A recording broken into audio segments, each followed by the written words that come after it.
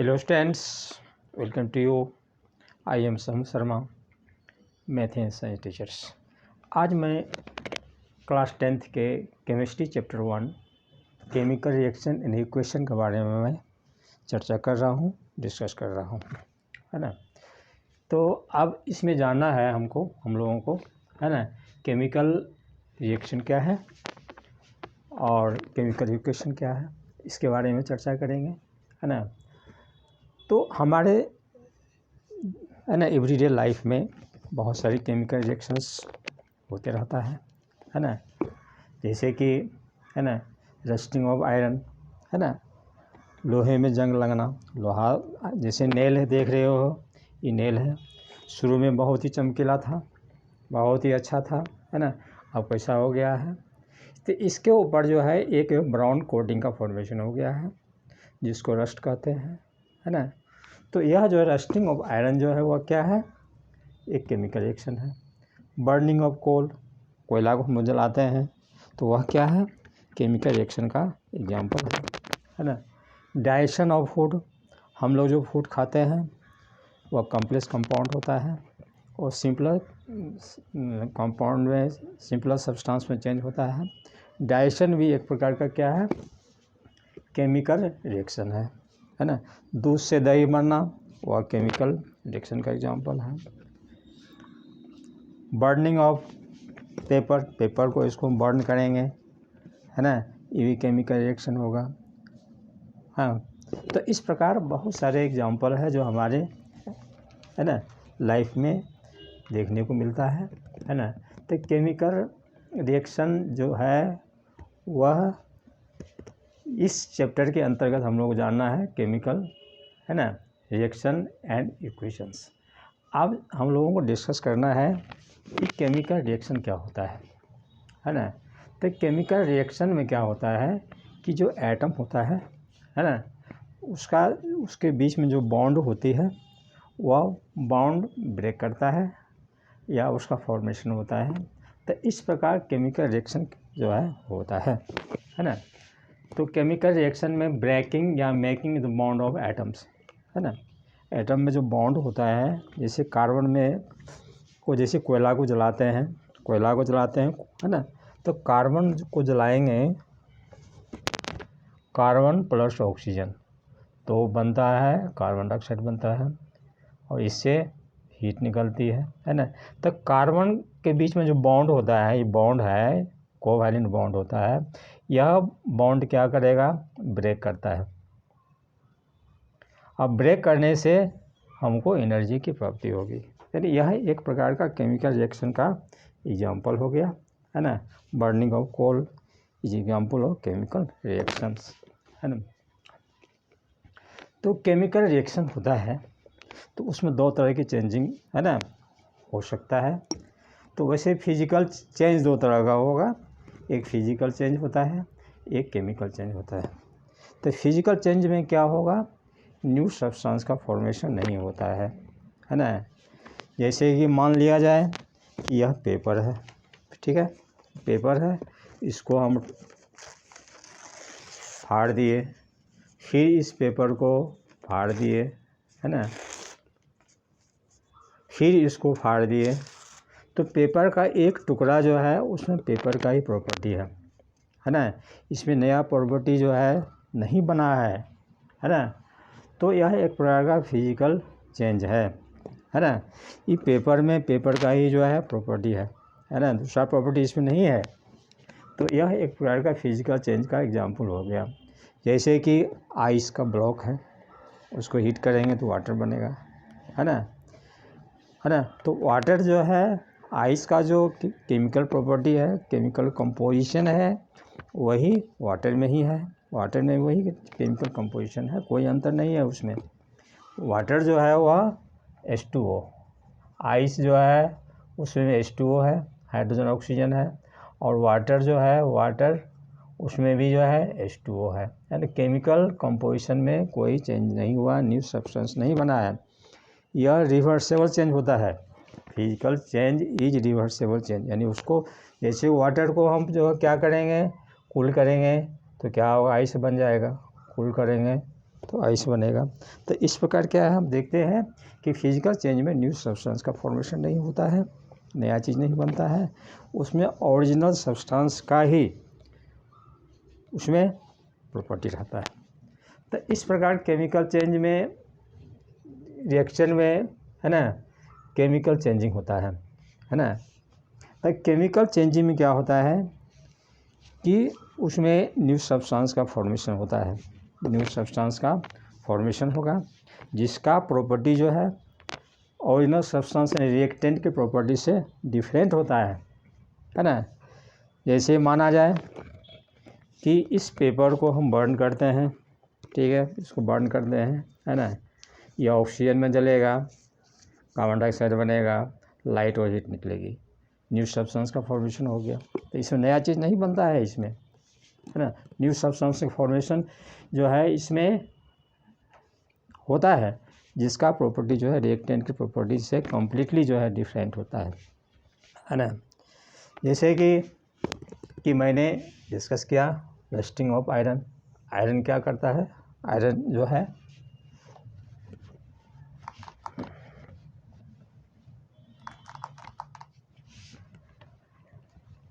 Rusting of iron, जैसे माना जाए कि आयरन का नेल है, ठीक है, यह ऑक्सीजन से प्लस मॉइस्चर मतलब होता है H2O, उससे जो रिएक्शन करेगा तो उसके ऊपर एक जो है ब्राउन, रेडिश ब्राउन लेयर का फॉर्मेशन होगा जिसको बोलते हैं रस्ट कहते हैं, इसको रस्ट कहा जाता है।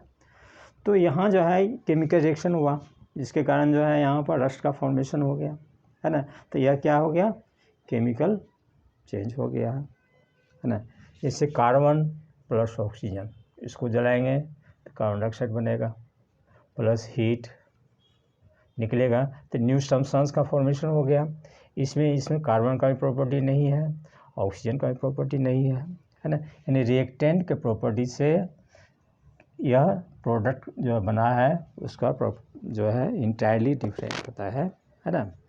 अब जैसे कि माना जाए कि यह माचिस है, ठीक है, देख रहे हो माचिस है, इसको मैं जला रहा हूँ, ठीक है, देखो जल गया। ऐसा क्या हुआ, ये क्या कैसा चेंज है, फिजिकल है या केमिकल है? यह केमिकल है क्योंकि इसके ऊपर क्या होता है, देख रहे हो, यह रेड फास्फोरस है ना।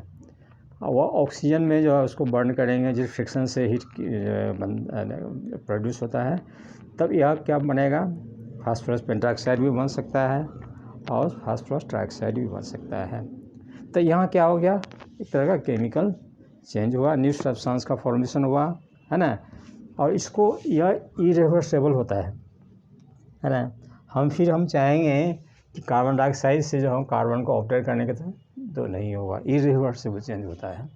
तो इस प्रकार केमिकल चेंज में जो होता है बहुत सारा जो है चेंजिंग जो देखने को मिलता है, चेंज ऑफ स्टेट होता है, चेंज ऑफ हीट होता है, चेंज ऑफ कलर होता है, इवोल्यूशन ऑफ गैसेस होता है, फॉर्मेशन ऑफ प्रेसिपिटेशन होता है। यानी इतना चेंज जो है केमिकल चेंज में, केमिकल रिएक्शन में होता है। Chemical changing, change of state होगा, चेंज ऑफ हीट होता है, चेंज ऑफ कलर होगा और evolution of gases, formation of precipitation, है ना। अब मैं सब के बारे में एक एक करके मैं चर्चा कर रहा हूँ, है ना।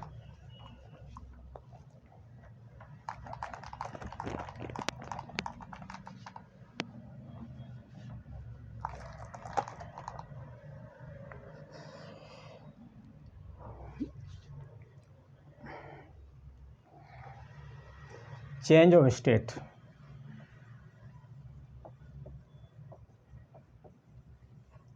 जैसे माना है हाइड्रोजन गैस है और प्लस ऑक्सीजन गैस है, दोनों रिएक्शन करेगा तो H2O बनेगा, ठीक है, बैलेंस में 2 आ जाता है। तो यह क्या हो गया, गैसियस स्टेट हो गया, ऑक्सीजन भी गैसियस स्टेट हो गया, ये क्या है, लिक्विड स्टेट में आ गया। तो यहाँ फिजिकल जो है चेंजिंग हो गया यहाँ पर, क्योंकि यह गैसियस स्टेट में है, यह लिक्विड स्टेट में आ गया। तो केमिकल रिएक्शन में क्या होगा, चेंज ऑफ स्टेट होता है ना। चेंज ऑफ स्टेट हो गया, यानी इसका स्टेट जो है फिजिकल स्टेट जो भी होगा वो चेंज हो गया। यहाँ पर हाइड्रोजन वो गैसियस स्टेट में है, ऑक्सीजन जो गैसियस स्टेट में है, दोनों कंबाइन करेगा तो वाटर का फॉर्मेशन करता है, H2O का, वो लिक्विड स्टेट में है। तो इस प्रकार चेंज ऑफ स्टेट होता है। ठीक है। Number 2, change of heat.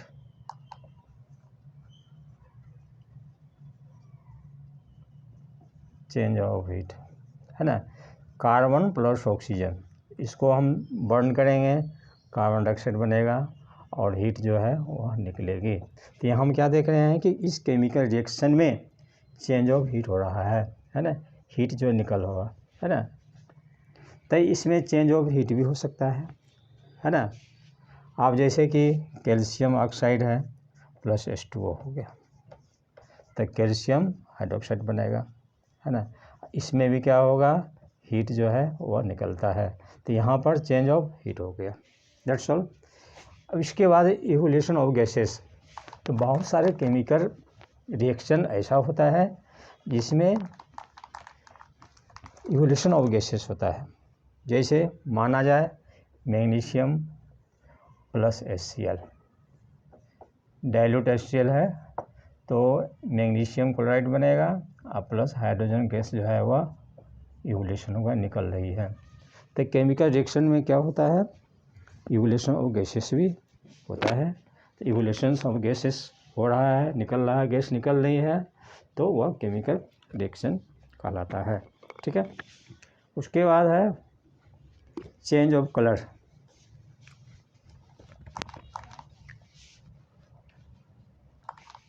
Change of colour,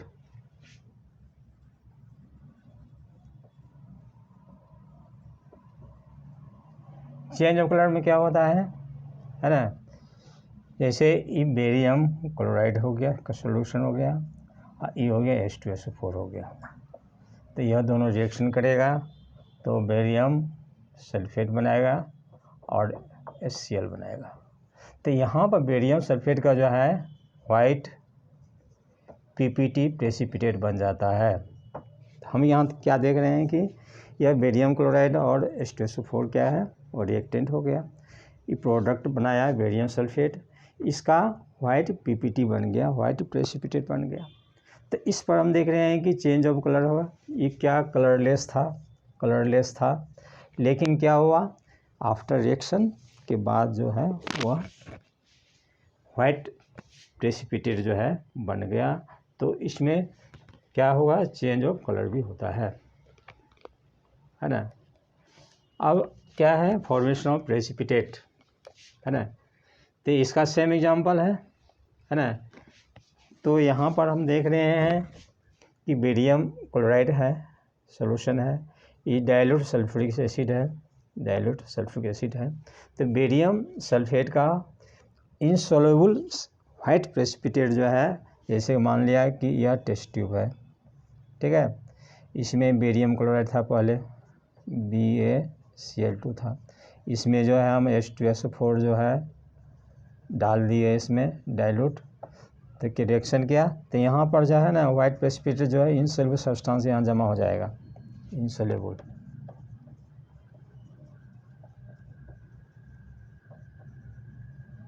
substance, तो यह क्या होगा, यहाँ पर प्रेसिपिटेट बन रहा है। तो केमिकल रिएक्शन में क्या होगा, फॉर्मेशन ऑफ प्रेसिपिटेट होता है ना। तो इस प्रकार जो हमने देखा कि जब केमिकल रिएक्शन होती है तो उसमें बहुत तरह चेंजेज होता है ना। चेंज ऑफ स्टेट होता है, चेंज ऑफ हीट होता है, चेंज ऑफ कलर होगा, evolution of gases, formation of precipitation. तो इस प्रकार का जो है 5 चेंजेस जो है होता है ड्यूरिंग द केमिकल रिएक्शन में। तब हम समझेंगे यह केमिकल रिएक्शन है। ठीक है। अब इसके बाद नेक्स्ट है ना,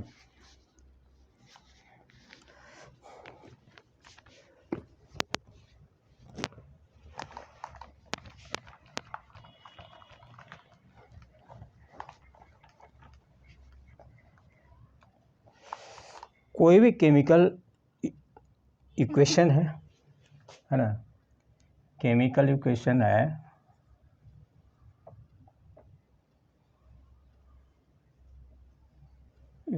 है, इसमें दो पार्ट होता है, एक होगा रिएक्टेंट, एक होता है प्रोडक्ट। आप जानना, कोई भी केमिकल इक्वेशन में दो पार्ट होता है, एक रिएक्टेंट है, एक प्रोडक्ट होता है। तो अब रिएक्टेंट क्या है इसके बारे में मैं चर्चा कर रहा हूँ। तो जो रिएक्शन में भाग लेता है, दो substance which take part in a chemical reaction is called reactant. वह सब्सटेंस जो कि रिएक्शन में भाग लेता है उसको रिएक्टेंट कहते हैं, है ना। For example, hydrogen plus oxygen, यह बनाएगा H2O बनाएगा। तो इसमें हम देख रहे हैं क्या, हाइड्रोजन और ऑक्सीजन को रिएक्टेंट कहते हैं, रिएक्टेंट कहा जाता है क्योंकि यह केमिकल रिएक्शन में टेक पार्ट कर रहा है, केमिकल रिएक्शन में भाग ले रही है। तो वह सब्सटेंस जो कि केमिकल रिएक्शन में टेक पार्ट करता है, भाग लेता है, उसको रिएक्टेंट कहते हैं, ठीक है। और जो बनता है आफ्टर केमिकल रिएक्शन उसको प्रोडक्ट कहते हैं, next example number 2, sodium plus chlorine, sodium chloride बनेगा, ठीक है। तो सोडियम और क्लोरीन को क्या कहेंगे, रिएक्टेंट कहते हैं, और सोडियम क्लोराइड बनता है उसको प्रोडक्ट कहते हैं, है ना। जो केमिकल रिएक्शन में भाग लेता है उसको रिएक्टेंट कहा जाता है ना। और जो रिएक्टेंट जो है, जो रिएक्शन के बाद बनता है सब्सटेंस, उसको प्रोडक्ट कहते हैं। दो substance is formed after chemical reaction is called product. अब यहाँ पर वाटर जो H2O प्रोडक्ट हो गया, यहाँ सोडियम क्लोराइड क्या हो गया, ये प्रोडक्ट हो गया। ये रिएक्शन के बाद बना है ना। तो रिएक्शन के बाद बनता है उसको प्रोडक्ट कहते हैं, जिसका प्रॉपर्टी जो है रिएक्टेंट की प्रॉपर्टी से इंटायरली डिफरेंट होता है। अब जो सोडियम क्लोराइड जब बना है यहाँ पर, जिसको कॉमन सॉल्ट कहते हैं, जो नमक हम लोग खाते हैं, सोडियम क्लोराइड हो गया, इसमें सोडियम का भी प्रॉपर्टी नहीं है, क्लोरीन का भी प्रॉपर्टी नहीं है, इसका एक अपना प्रॉपर्टी हो गया। अब फिर सोडियम क्लोराइड से इसको हम ऑब्टेन नहीं कर सकते हैं, ये इरिवर्सिबल होता है ना। तो अगर मोर देन 1 रिएक्टेंट होगा तो उसको प्लस साइन से इंडिकेट किया जाता है, प्लस साइन से लिखा गया। दो अगर मोर देन 2 प्रोडक्ट जो है बन रहा है तो उसको प्लस साइन से इंडिकेट किया जाता है। For example number 3, calcium carbonate, इसको हीट करेंगे तो कैल्शियम ऑक्साइड बनेगा और कार्बन डाइऑक्साइड बनेगा। तो यहाँ पर 2 प्रोडक्ट बन रहा है, 2 प्रोडक्ट यहाँ बन रहे हैं, तो इसको प्लस साइन के द्वारा जो है इसको हम इंडिकेट करते हैं, जोड़ते हैं, है ना, दिखाते हैं। तो हम समझ गए कि रिएक्टेंट क्या है और प्रोडक्ट क्या है ना। जो रिएक्शन में भाग लेता है उसको रिएक्टेंट कहते हैं, जो केमिकल रिएक्शन के बाद जो बनता है उसको प्रोडक्ट कहते हैं। तो प्रोडक्ट का प्रॉपर्टी जो है रिएक्टेंट के प्रॉपर्टी से वह कम्प्लीटली डिफरेंट होता है, इसमें एक न्यू सब्सटेंस का फॉर्मेशन होता है। हम जो फिर इससे यह नहीं ऑब्टेन कर सकते हैं, है ना। सोडियम क्लोराइड से सोडियम और क्लोरीन गैस ऑब्टेन नहीं कर सकते हैं, ठीक है। अब इसके बाद है केमिकल इक्वेशन को 2 फॉर्म में जो है एक्सप्रेस किया जाता है ना। एक हो गया इसमें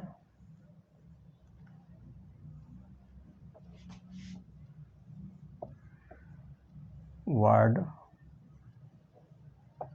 केमिकल इक्वेशन,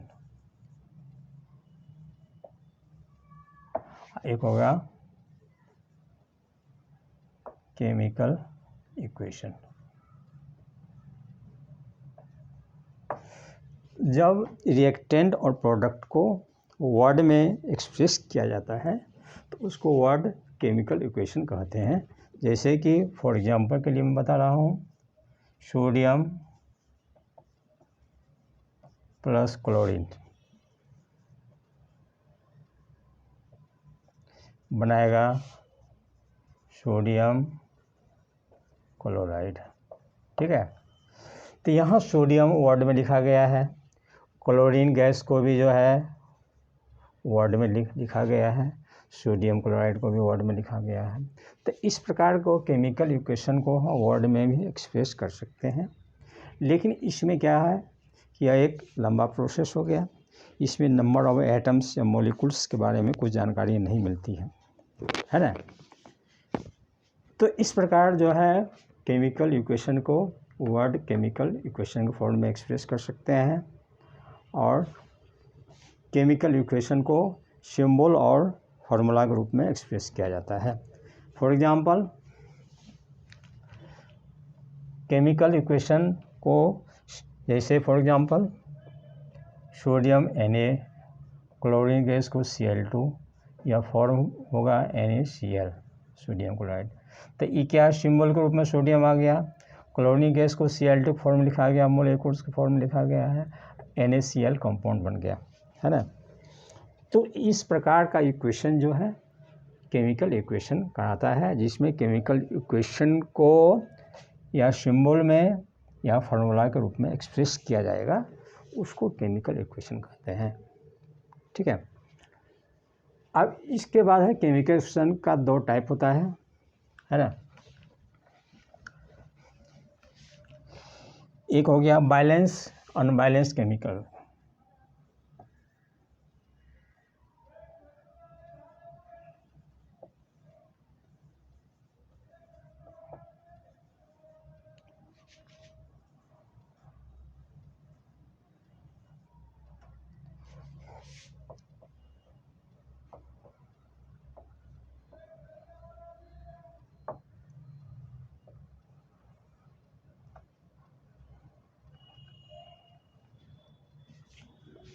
केमिकल इक्वेशन को दो फॉर्म में होता है, एक अनबैलेंस्ड केमिकल इक्वेशन होता है ना, जिसको स्केलेटन्स केमिकल इक्वेशन कहते हैं। स्केलेटन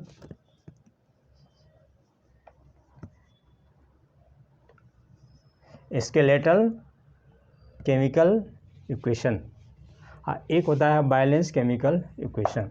अब अनबैलेंस केमिकल इक्वेशन क्या है वह जानना है कि इसमें क्या होता है, number of atoms of element in reactant is not equal to number of atoms of element in product. Reactant में जो एलिमेंट का एटम जो है वह प्रोडक्ट में number of atoms of element in product में इक्वल नहीं होगा। इसको बोलते हैं केमिकल इक्वेशन का ढांचा, इसको ढांचा कहा जाता है। जैसे कि हाइड्रोजन प्लस क्लोरीन, यह बनाएगा HCl बनाएगा, है ना। रिएक्टेंट हो गया, रिएक्टेंट है, प्रोडक्ट है। हम देख रहे हैं लेफ्ट हैंड साइड हो गया, इसको माना जाएगा, ये राइट हैंड साइड हो गया। ठीक है, तो इसमें हाइड्रोजन का 2 एटम है, इसमें 1 एटम है। क्लोरीन का यहाँ 2 एटम है, यहाँ 1 एटम, बराबर नहीं है। तो इस प्रकार के इक्वेशन को अनबैलेंस केमिकल इक्वेशन कहते हैं, है ना। Number of atoms in different element in reactant is not equal to number of atoms of different element in product, बराबर नहीं होगा।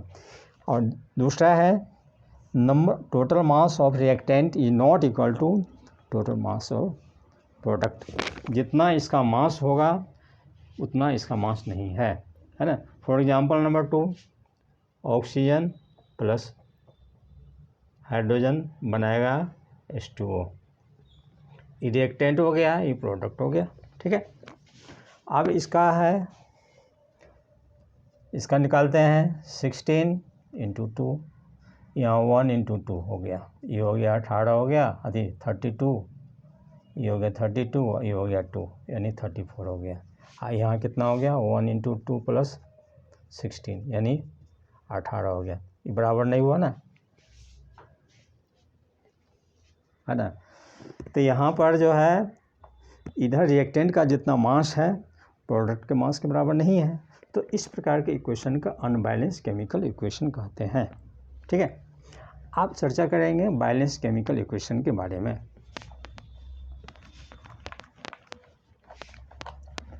बैलेंस केमिकल इक्वेशन क्या होता है, बैलेंस माने संतुलित, है ना। तो इसमें क्या हो गया, number of atoms of reactant in product should be equal the number of atoms of reactant of product, है ना। रिएक्टेंट में जितना भी एटम्स जो होगा कोई भी एलिमेंट का प्रोडक्ट में के बराबर होगा। जैसे कि एग्जांपल हाइड्रोजन प्लस ऑक्सीजन, है ना, H2O बन गया। इसको बैलेंस में यहाँ 2 आएगा, यहाँ पर 2 आया। तो यहाँ हम देखते हैं हाइड्रोजन का कितना एटम है, 4 एटम है। यहाँ भी हाइड्रोजन का 4 एटम है। यहाँ ऑक्सीजन का 2 एटम है। यहाँ भी ऑक्सीजन का 2, यहाँ 2 लिखने से इसका भी 2 एटम हो गया। तो ये क्या हो गया, बैलेंस केमिकल इक्वेशन हो जाएगा।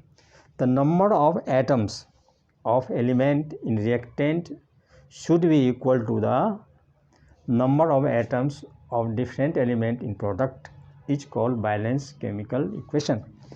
अब जितना इसका टोटल मास होगा इतना ही इसका टोटल मास होगा, है ना। रिएक्टेंट का जितना जो मास होगा प्रोडक्ट का उतना ही मास होगा इसका, है ना। तो यह इस प्रकार के इक्वेशन को क्या कहते हैं, बैलेंस केमिकल इक्वेशन। ठीक है।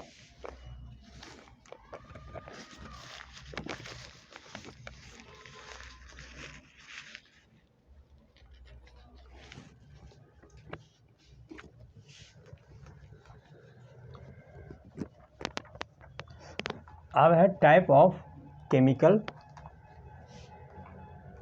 रिएक्शन, अलग अलग टाइप होता है। और टाइप ऑफ केमिकल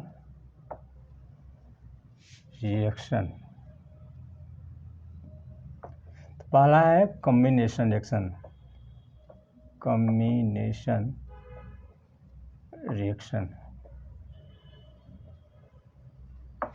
अब कॉम्बिनेशन रिएक्शन क्या है इसके बारे में चर्चा करते हैं, है ना। Type of reaction in which two substance to combine to each other to give single substance single product is called combination. Combination मैंने होता है मिलना, कॉम्बिनेशन मैंने मिलना होता है। जैसे हाइड्रोजन प्लस ऑक्सीजन गैस, यह बनाएगा H2O। ठीक है। तो यहाँ पर हाइड्रोजन और ऑक्सीजन दोनों कंबाइन करके वाटर का फॉर्मेशन क्या है, सिंगल प्रोडक्ट का क्या है ना, जिसका प्रॉपर्टी जो है रिएक्टेंट के प्रॉपर्टी से डिफरेंट होता है ना। नंबर बी, है ना, कार्बन प्लस ऑक्सीजन, तो बनाएगा कार्बन डाइऑक्साइड। यह रिएक्टेंट हो गया, ये प्रोडक्ट हो गया। तो कार्बन ऑक्सीजन से कंबाइन किया तो कार्बन डाइऑक्साइड बनाया, तो ये भी कॉम्बिनेशन रिएक्शन का एग्जाम्पल हो गया। Number C, sodium plus chlorine gas, बनाएगा सोडियम क्लोराइड। बैलेंस करते हैं तो यहाँ 2 हो जाएगा, यहाँ पर 2 हो जाएगा। तो यहाँ पर सोडियम क्लोराइड जो फॉर्मेशन हुआ है इसमें 2 सब्सटेंस सोडियम है, क्लोरीन गैस है। ये गैस है, ये सॉलिड है ना। तो इस प्रकार क्या हो गया, सोडियम क्लोराइड का फॉर्मेशन हुआ, जिसका प्रॉपर्टी जो है सोडियम और क्लोरीन प्रॉपर्टी से डिफरेंट होता है। न्यू सब्सटेंस का फॉर्मेशन होता है ना। तो इस प्रकार कॉम्बिनेशन रिएक्शन में क्या होता है, 2 सब्सटेंस मिल करके एक सिंगल प्रोडक्ट बनता है, जिसको प्रोडक्ट कहते हैं। और उस प्रोडक्ट में रिएक्टेंट का प्रॉपर्टी नहीं होता है ना। तो इस प्रकार हम देख रहे हैं कि कॉम्बिनेशन रिएक्शन में 2 सब्सटेंस रिएक्टेंट एक सिंगल प्रोडक्ट बनता है ना।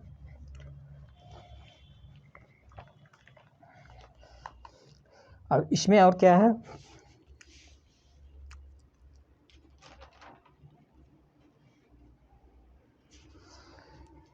इसमें एक है एक्सोथर्मिक रिएक्शन,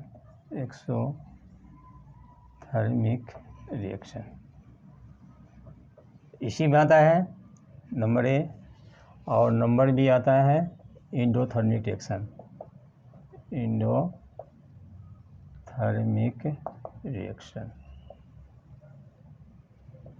ठीक है। तो कॉम्बिनेशन रिएक्शन में भी 2 टाइप होता है। एक एक्सोथर्मिक रिएक्शन, है ना, वह रिएक्शन जिसमें हीट निकलती है, हीट का रिलीज होता है, हीट निकलती है है ना। तो इस प्रकार के रिएक्शन को एक्सोथर्मिक रिएक्शन कहते हैं, यानी type of reaction in which heat is released is called exothermic reaction, है ना। फॉर एग्जांपल के लिए मैं बता रहा हूँ, कार्बन प्लस ऑक्सीजन, तो कार्बन डाइऑक्साइड बनेगा और हीट निकलती है, तो ये क्या हो गया, एक्सोथर्मिक रिएक्शन हो गया, है ना। नंबर 2,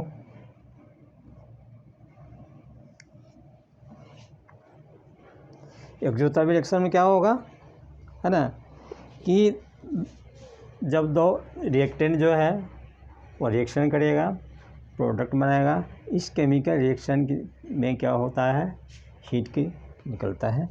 तो इस प्रकार के रिएक्शन को एक्सोथर्मिक रिएक्शन कहते हैं, है ना।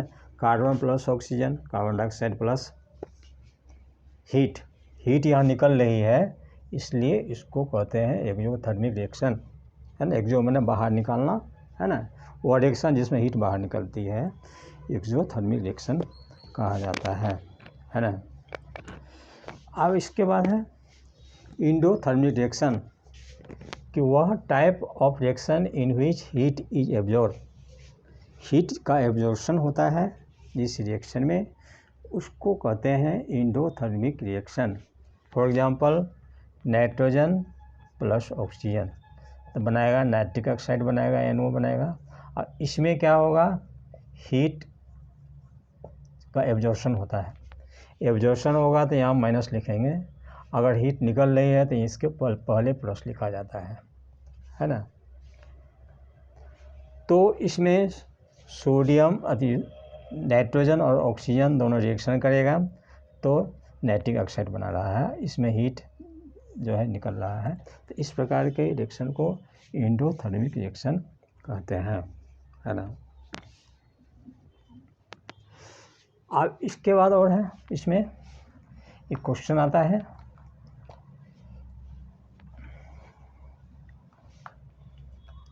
कि वाइट वॉशिंग करने के लिए क्विकलाइम का यूज क्यों किया जाता है ना, और वह उसमें 1 या 2 दिन के बाद उसमें शाइनिंग सरफेस आ जाता है। इसका रीज़न होगा, क्विकलाइम का फॉर्मूला होता है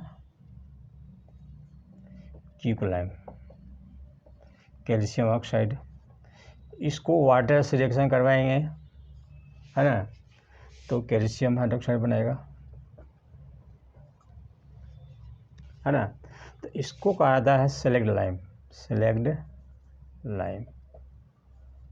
है ना। तो यही सेलेक्ट लाइम का यूज हम लोग करते हैं वाइट वॉशिंग के लिए, वाइट वॉशिंग ऑफ वॉल का वाइट वॉशिंग करने के लिए सेलेक्ट लाइम का यूज किया जाता है, क्या कारण है ना। ये बहुत इम्पोर्टेंट क्वेश्चन है। अब क्या होता है, जब वाइट वॉशिंग करते हैं तो कैल्शियम हाइड्रोक्साइड जो होता है वह कार्बन डाइऑक्साइड से रिएक्शन करेगा, है ना, तो कैल्शियम कार्बोनेट बनाएगा और प्लस H2O बनेगा, है ना। यह जो है बनता है ना,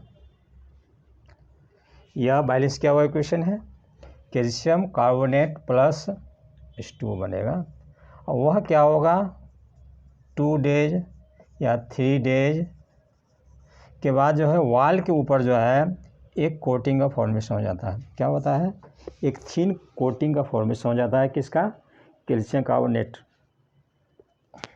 है ना। इसके ऊपर एक थिन लेयर का कोटिंग हो जाता है, वह है कैल्शियम कार्बोनेट का कोटिंग हो जाता है, जो 2 या 3 दिन के बाद वह धीरे धीरे कार्बन डाइऑक्साइड से रिएक्शन करके कैल्शियम कार्बोनेट बनाएगा, और वह उसके बाद जो है वह वाइट वॉल जो होता है वह उसमें शाइनिंग आ जाती है ना, उसमें क्या होगा, शाइनिंग आ जाती है, वह चमकने लगता है। तो इसका यही कारण है कि हम लोग वॉल को जब वाइट वॉशिंग करते हैं तो सेलेक्ट लाइम का यूज किया जाता है। कौन सा लाइम, जिसका फॉर्मूला होता है कैल्शियम हाइड्रोक्साइड, COOH2 होता है। यह क्या करेगा, जब वाइट वॉशिंग करते हैं तो वह एयर में जो कार्बन डाइऑक्साइड है उससे रिएक्शन होता है तो कैल्शियम कार्बोनेट बना देगा और H2O बनेगा। तो यह जो है वॉल के ऊपर एक थिन कोटिंग का फॉर्मेशन करता है। वॉल के ऊपर एक थीन कोटिंग का फॉर्मेशन करता है, जिसके कारण जो है वॉल जो है वह चमकने लगती है, उसमें शाइनिंग आ जाता है। ठीक, इसके बाद इसमें और एक इम्पोर्टेंस क्वेश्चंस है, सवाल है ना। मैग्नीशियम रिबन को ऑक्सीजन में जलाने के लिए उसको सैंड पेपर से क्यों रगड़ा जाता है? ठीक है, तो यह जो है एक मैग्नीशियम का रिबन है। ठीक है, क्योंकि मैग्नीशियम रिएक्टिव होता है तो वह क्या करेगा, कार्बन डाइऑक्साइड से रिएक्शन करता है, एयर से, है ना, ऑक्सीजन से रिएक्शन करता है तो बनाता है मैग्नीशियम हाइड्रोक्साइड और मैग्नीशियम कार्बोनेट बनेगा, है ना, यानी बेसिक मैग्नीशियम कार्बोनेट, है ना, क्या बनाएगा, यानी मैग्नीशियम जो है वह रिएक्टिव मेटल है, वह एयर में जो भी कार्बन डाइऑक्साइड है उससे वह रिएक्शन करता है, ऑक्सीजन जो है उससे भी रिएक्शन होती है, तो इसके ऊपर एक थिन लेयर का फॉर्मेशन हो जाता है। इसके ऊपर क्या होगा, एक थिन लेयर का फॉर्मेशन हो जाता है, जिसको कहते हैं बेसिक मैग्नीशियम कार्बोनेट। यही जो है उसको प्रिवेंट करती है ऑक्सीजन में जलने के लिए, है ना। जब तक इस लेयर को हटाया नहीं जाएगा तब तक वो मैग्नीशियम जो है ऑक्सीजन में नहीं बर्न कर सकता है ना। जब इसीलिए इस लेयर को हटाने के लिए सैंड पेपर का यूज होता है। जब इसको रबिंग किया जाता है यह लेयर हट जाएगा, जब लेयर हटेगा तो मैग्नीशियम प्लस ऑक्सीजन वो रिएक्शन करता है तो मैग्नीशियम हाइड्रोक्साइड बनाएगा, है ना, और उसमें dazzling white light, dazzling white light निकलता है ना। तो इस प्रकार जो है मैग्नीशियम रिबन को ऑक्सीजन में बर्न करने के लिए उसको सैंड पेपर से रगड़ा जाता है, क्योंकि magnesium is a reactive metal which react with carbon dioxide and oxygen from the air to form basic magnesium carbonate. There is formation of the thin coating on the magnesium ribbon, so it prevents the magnesium to burn in the oxygen. When we rub the magnesium ribbon with sandpaper, the thin coating is removed, then it reacts easily to oxygen gas to give magnesium oxide with dazzling white light. That's all. इसलिए magnesium ribbon को हवा में जलाने के लिए उसे sand paper से रगड़ा जाता है। ठीक है, यह कॉम्बिनेशन रिएक्शन का हो गया है। अब इसमें और एक इन्फॉर्मेशन है ना, जिस पर हम डिस्कस कर रहे हैं, है ना,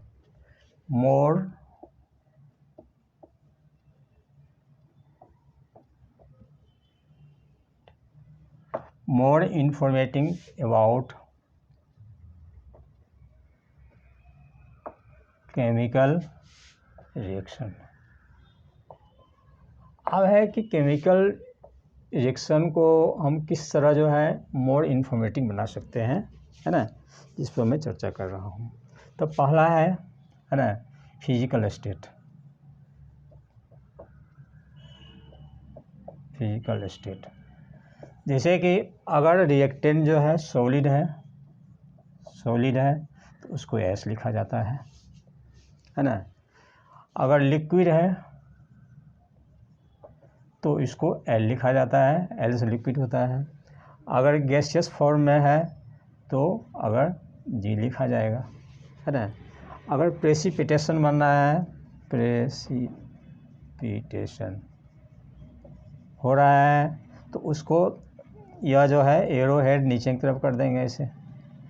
प्रेसिपिटेशन जो है बन रही है उसमें तो एरो हेड को नीचे किया जाता है। अगर गैस निकल रही है, इवोल्यूशन उसको एरो हेड को ऊपर लिखते हैं, है ना। अगर इक्वस सॉल्यूशन है, इक्वस सॉल्यूशन, तो उसको ए क्यू लिखा जाता है इसे, है ना। तो यह क्या है, more informative about the chemical reaction के बारे में है ना, कि अगर रिएक्टेंट या प्रोडक्ट जो है अगर सॉलिड है तो एस लिखा जाएगा, रिएक्टेंट या प्रोडक्ट जो है लिक्विड स्टेट में है तो उसको एल से इंडिकेट किया जाएगा। रिएक्टेंट अगर गैसियस फॉर्म में है, या रिएक्टेंट हो या प्रोडक्ट हो, उसको जी लिखा जाएगा। रिएक्शन के बाद जो प्रेसिपिटेशन बनता है उसको एरो हेड नीचे कर देते हैं, और गैस इवोल्यूशन हो रही है, गैस निकल रही है, तो उसको एरो को ऊपर कर देंगे।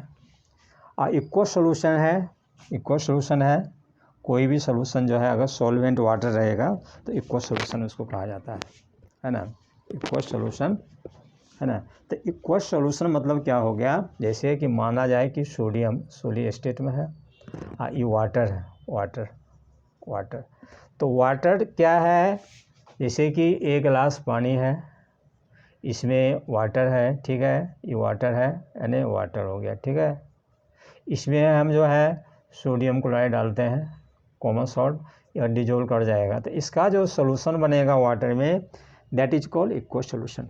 इक्वस सॉल्यूशन में होता है कि वह सॉल्यूशन जो वाटर में डिजोल्व करता है, तो इस प्रकार के सॉल्यूशन को इक्वस सॉल्यूशन कहा जाता है। जैसे कि ये वाटर है, ये सोडियम क्लोराइड है, जिसको हम लोग नमक खाते हैं, इसको डिजोल्व करते हैं तो यह डिजोल्व हो जाती है। तो यहाँ जो सॉल्यूशन जो है वाटर में बना है, तो इस प्रकार के सॉल्यूशन के इक्वस सॉल्यूशन कहते हैं, है ना। तो इसके अलावा कुछ और इसमें है ना, more informative about chemical reaction के बारे में और है जो मैं बता रहा हूँ। कुछ ऐसा रिएक्शन होता है जिसमें प्रेशर की आवश्यकता होती है ना, कुछ में टेम्परेचर की अवस्था होती है, हीट करना पड़ता है, और कुछ में क्या हुआ, कैटालिस्ट होता है ना। बहुत सारे ऐसा इक्वेशन है जिसको प्रेशर देंगे, प्रेशर पर वह रिएक्शन करेगा, है ना। तो यह स्पेशल टाइप का जो है informative about the chemical reaction हो गया, है ना। टेम्परेचर, अब जैसे कि टेम्परेचर में क्या हो गया, पोटेशियम क्लोराइड है, इसको 250 डिग्री सेल्सियस पर MnO2 के साथ गर्म करेंगे, है ना, 250 डिग्री सेल्सियस पर, तब क्या बनेगा, है ना, ऑक्सीजन गैस बनेगा। और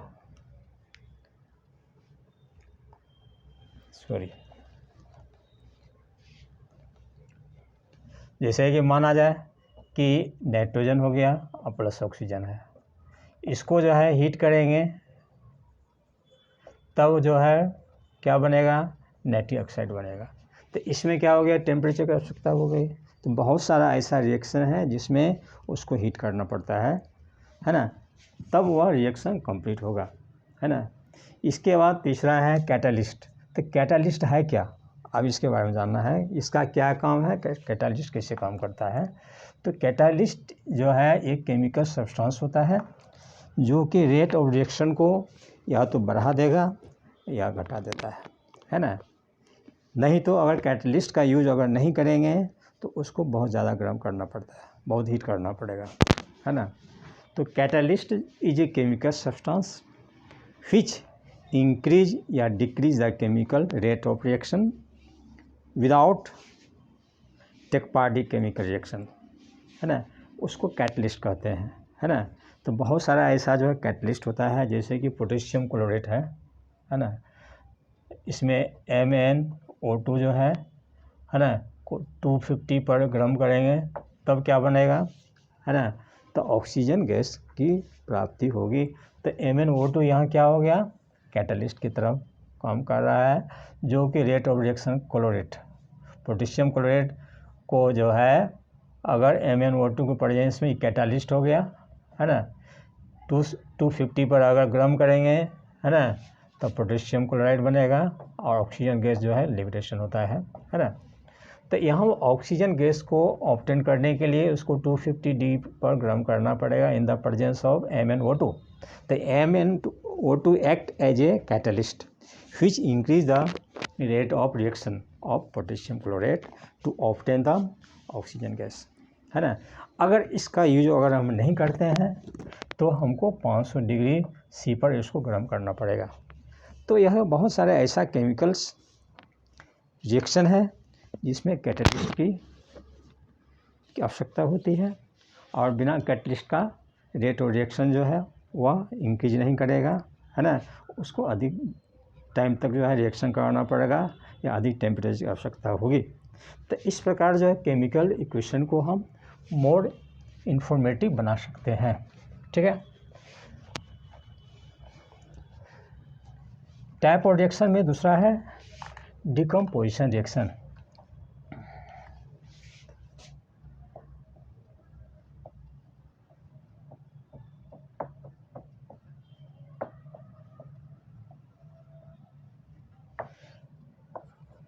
डिकम्पोज बना होता है ब्रेक डाउन।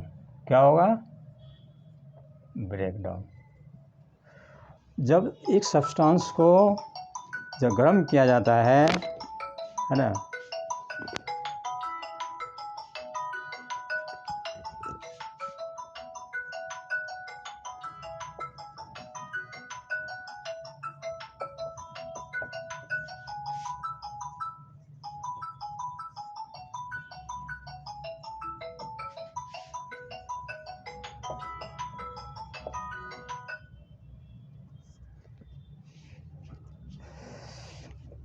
यानी जब कोई सब्सटेंस को जो गर्म करते हैं, हीट करते हैं, तो वह डिकम्पोज हो जाएगा, है ना, मोर देन वन प्रोडक्ट में। तो इस प्रकार के रिएक्शन को डिकम्पोजिशन रिएक्शन करते हैं। यानी type of reaction in which one substance is heated to give more than one product is called decomposition reaction. जैसे कि कैल्शियम कार्बोनेट हो गया, इसको अगर हीट करेंगे तो कैल्शियम ऑक्साइड बना और कार्बन डाइऑक्साइड जो है निकल रहे थे, यहाँ डिकम्पोज हो गया, है ना। तो इसको कहते हैं थर्मल डिकम्पोजिशन रिएक्शन। थर्मल मतलब होता है हीट। कोई भी रिएक्शन को अगर हीट करते हैं, गर्म करते हैं, तो वो ब्रेक डाउन हो जाएगा, है ना। अब ब्रेक डाउन होकर के मोर देन वन प्रोडक्ट बनाता है, तो इसको कहते हैं डिकम्पोजिशन रिएक्शन। तो डिकम्पोजिशन रिएक्शन का टाइप होता है, पहला है थर्मल डिकम्पोजिशन, दूसरा है इलेक्ट्रोलाइटिक डिकम्पोजिशन,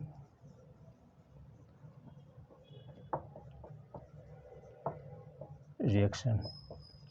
इलेक्ट्रोलाइटिक जैसे कि फॉर एग्जांपल H2O है, इसमें इलेक्ट्रिक करंट, इसमें passing through the electric current, तो इसमें हाइड्रोजन और ऑक्सीजन बनेगा, है ना, ठीक है।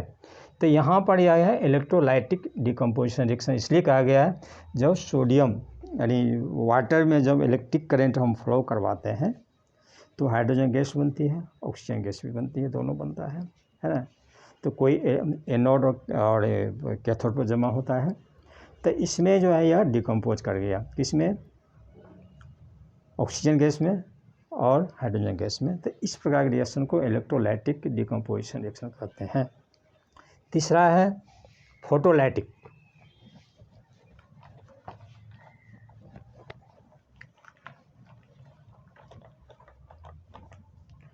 फोटोलाइटिक